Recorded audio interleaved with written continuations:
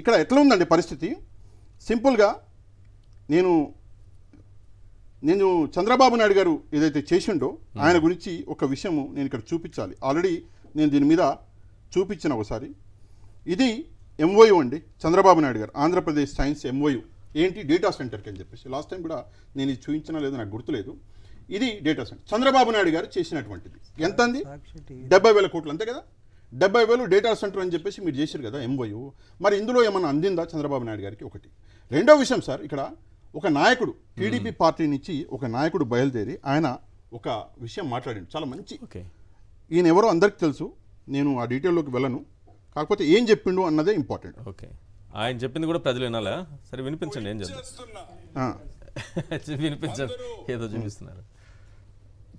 ఎంతో ఆతృతంగా జగన్మోహన్ రెడ్డి మీద, అదానీ మీద జగన్మోహన్ రెడ్డి స్పెసిఫిక్ గా మెన్షన్ చేస్తూ అమెరికన్ కోర్ట్స్ లో securities and exchange commission New York regional office 100 Pearl suite confident గా అబద్ధం చెప్తాడు చూడండి.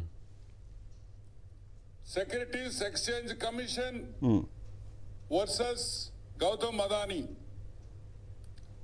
యుఎస్ కోర్టులో ఫైల్ చేసిన, కోర్టులో వేసిన draft copy, initial draft copy okay, ఈరోజు మీ ముందరకు తీసుకొని వస్తున్నాం. ఈ డ్రాఫ్ట్ కాపీలో వినండి, చాలా క్లియర్ గా, చాలా స్పష్టంగా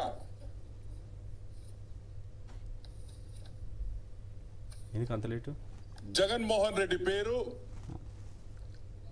ఏపీ గవర్నమెంట్ లో పెద్ద పెద్ద బడా ఐఏఎస్ ఆఫీసర్ల పేర్లు, నాయకుల పేర్లు ఏపీ గవర్నమెంట్ ఆఫీషియల్స్ కింద ఆ బ్రాకెట్ లో వేయడం జరిగింది. సరే చెప్పిండు కదా, ఏం చెప్పిండు?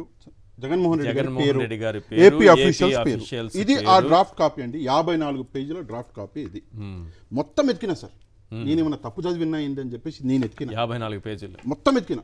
ఎక్కడ కూడా జగన్మోహన్ రెడ్డి గారి పేరు కానీ ఏ ఆఫీసర్ పేరు కానీ లేదు. సరే జగన్మోహన్ రెడ్డి గారి పేరు లేదు, వైఎస్ జగన్మోహన్ రెడ్డి, ఓన్లీ జగన్మోహన్ రెడ్డి ఉందా చూసినా లేదు, ఓన్లీ రెడ్డి ఉందా చూసినా అది కూడా లేదు. ఇది జగన్ అని కూడా లేదా, ఏం లేదు సార్.